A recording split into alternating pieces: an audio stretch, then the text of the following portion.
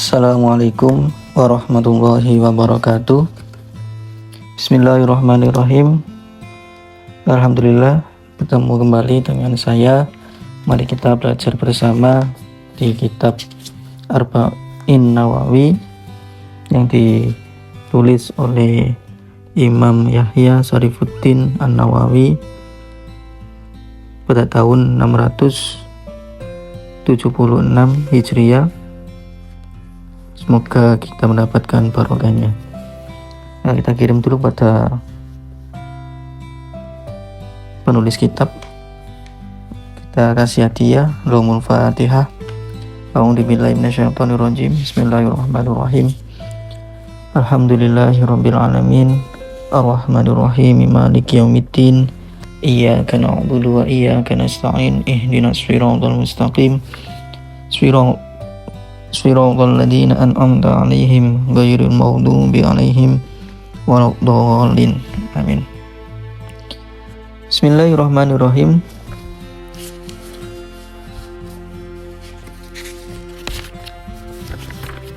Al-Hadithul Awwal.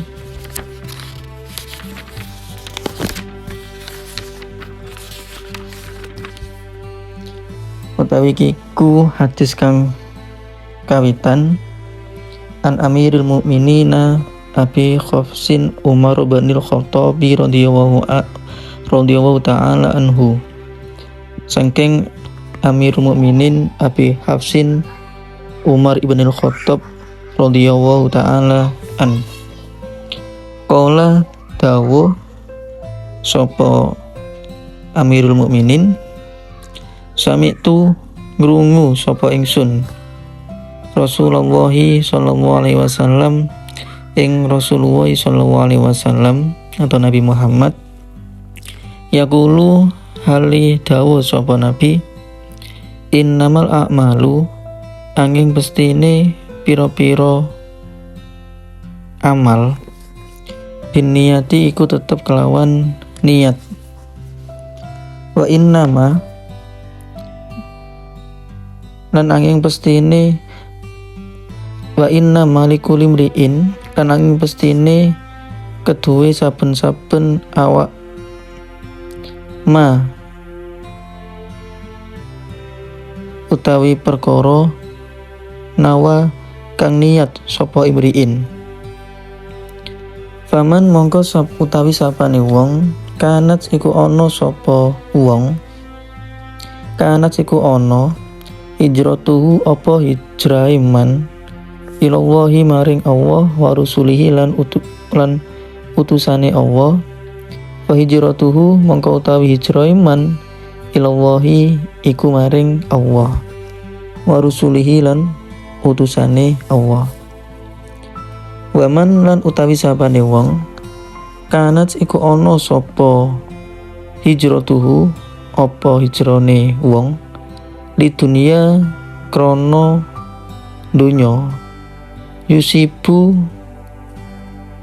mongko ngenani sapa wong ha ing dunia au imraatin utawa wong wadon yang kehu kang nikahi sapa man hu ing imraah.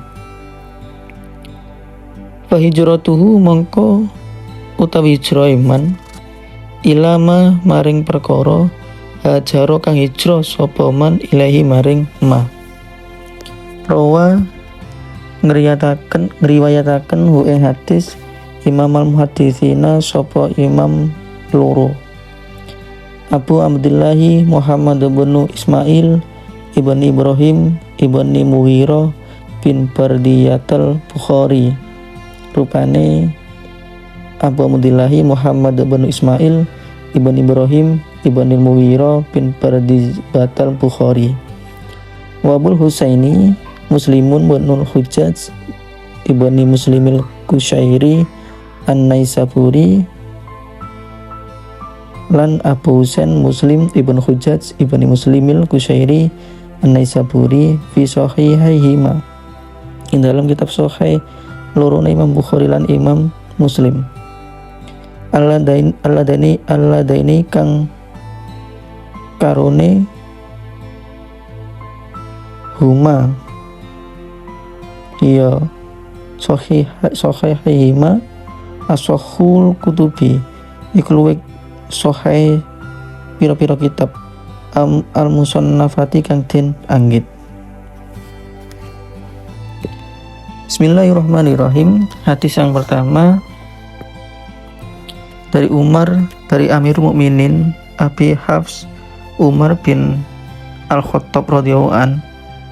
Dia berkata, saya mendengar Rasulullah SAW bersabda, sesungguhnya setiap perbuatan tergantung niatnya, dan sesungguhnya setiap orang akan dibalas berdasarkan apa yang dia niatkan.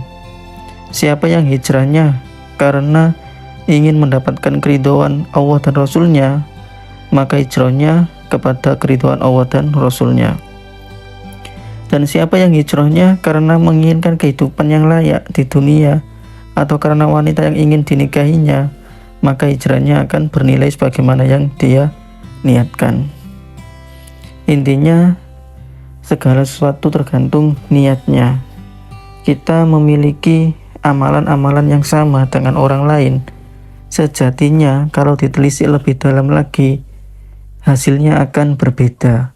Tergantung niatnya atau niat orang masing-masing. 1, 2, 3 orang yang melakukan pekerjaan yang sama, hasilnya berbeda. Karena apa? Karena niatnya berbeda. Riwayat dua imam hadis Abu Abdullah Muhammad bin Ismail bin Ibrahim bin Al-Mughirah bin Bardizbah Al-Bukhari dan Abu Al-Husain Muslim bin Al-Hajjaj bin Muslim Al-Qusairi An-Naisaburi dalam 2 kitab sahih yang merupakan kitab yang paling sahih yang pernah dikarang. Keterangan hadis di atas. 1. Yang dimaksud perbuatan di sini adalah amal ibadah yang membutuhkan niat. Yang kedua, niat adalah keinginan dan kehendak dalam hati. Yang ketiga, makna kata hijrah secara bahasa meninggalkan, sedangkan menurut syariat artinya meninggalkan negeri kafir menuju negeri Islam dengan maksud bisa melakukan ajaran agamanya dengan tenang. Yang dimaksud dalam hadis ini adalah perpindahan dari Mekah ke Madinah sebelum Fathul Mekah, penaklukan kota Mekah tahun 8 Hijriah. Hadis ini merupakan salah satu dari hadis-hadis yang menjadi inti ajaran Islam. Imam Ahmad dan Imam Syafi'i berkata, dalam hadis tentang niat ini mencakup sepertiga ilmu. Sebabnya adalah bahwa perbuatan hamba terdiri dari perbuatan hati, lisan, dan anggota badan. Sedangkan niat merupakan salah satu bagian dari ketiga unsur tersebut. Diriwayatkan dari Imam Syafi'i bahwa dia berkata, hadis ini mencakup 70 bab dalam fikih. Sejumlah ulama bahkan ada yang berkata hadis ini merupakan sepertiga Islam. Berarti niat, ucapan, dan tingkah laku atau amal ini adalah sepertiga dari perbuatan. Niat saja dalam hati itu sudah sepertiga dari amal. Sebab dituturkannya hadis ini yaitu ada seorang yang hijrah dari Mekah ke Madinah dengan tujuan untuk dapat menikahi seorang wanita yang konon bernama Ummu Qais. Bukan untuk meraih pahala berhijrah, maka orang itu kemudian dikenal dengan sebutan Muhajir Ummi Qais, orang hijrah karena Ummu Qais. Kenapa turun hadis ini? Karena diriwayatkan ketika hijrahnya dari Mekah ke kota Madinah itu bukan karena Allah dan Rasulnya, tapi hijrah karena ingin menikahi seorang wanita yang bernama Ummu Qais. Makanya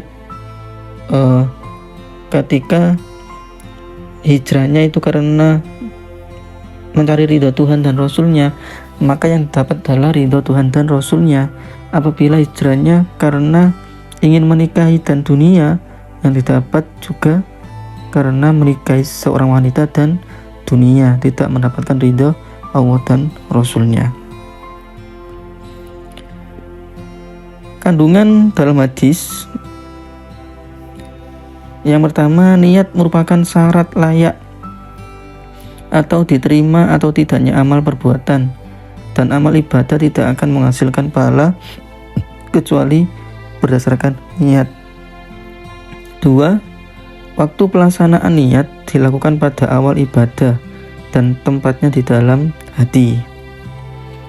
3. Ikhlas dan membebaskan niat semata-mata karena Allah Ta'ala dituntut pada semua amal saleh dan ibadah. 4. Seorang mukmin akan diberi ganjaran pahala berdasarkan kadar niatnya.